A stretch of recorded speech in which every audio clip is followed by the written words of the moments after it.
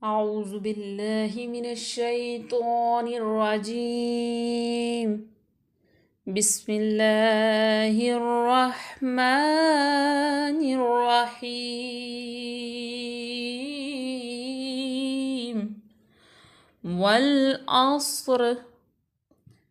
والعصر إن الإنسان لفي خسر إلا الذين آمنوا وعملوا الصالحات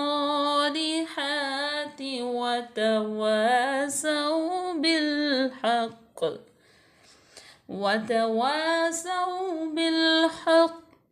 وتواصوا بالصبر. صدق الله العظيم.